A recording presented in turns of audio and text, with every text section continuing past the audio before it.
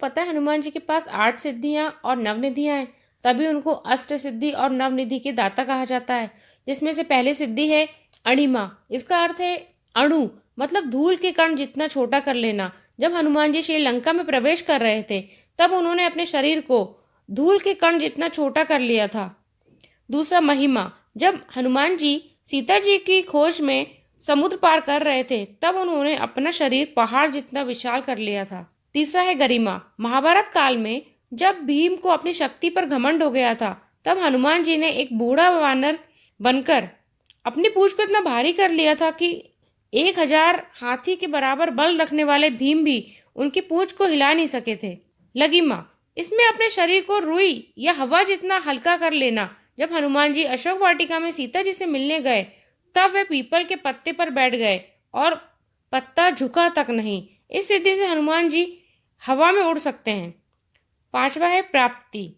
मन चाही वस्तु को प्राप्त कर लेना, पशु पक्षियों से बात कर लेना। जब माता सीता की खोज की जा रही थी, तब पशु पक्षियों से बात करके उन्होंने कई संकेत प्राप्त किए थे।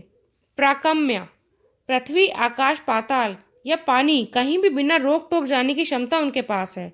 पानी में सांस लेना। हनुमान जी इतने छोटे या बड़ा अपना शरीर करके कहीं भी जा सकते हैं। उन्होंने पाताल लोक में जाकर अहिरावण को मारा है। ईशित्व। ईश्वर के समान नेतृत्व और शक्ति। मरे हुए के भी जीवन दान देने की शक्ति। लक्ष्मण जी की जान उन्होंने बचाई और वानर सेना का नेतृत्व किया। वशित्व। मन को वश में कर लेना। उन्होंने अपनी इंद्रियों को इतना वश में कर लिया है कि उन्होंने काम वासना और मन पर जीत हासिल की है। वो और वे ब्रह्मचारी भी हैं। नवनिधियां उनके पास 9 प्रकार की हैं। नवनिधि मतलब धन, वैभव और संपदा का स्रोत। पहला है पथ निधि। इस निधि में हनुमान जी ने कमल के समान गुण, ज्ञान और दान देने की क्षमता है। महापग विधि निधि। उनके पास दुर्लभ वस्तुओं का संग्रह है। नील निधि। नील मतलब नीला रंग।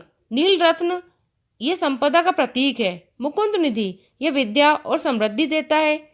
नंद निधि आनंद देने वाली और ये खुशी और समृद्धि का प्रतीक है।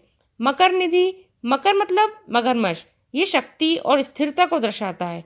कच्छप मतलब कछुआ, ये सुरक्षा और धन का प्रतीक है। शंख निधि। शंख ये एक शुभता और धन का प्रतीक है। खर्च निधि। खर्च मतलब ये एक विशेष प्रकार का खजाना है, ये समृद्धि देता है। इन सब निधियां और सिद्धियां होने के बाद भी हनुमान जी के लिए भगवान श्री राम की सेवा से बढ़कर कुछ भी नहीं है।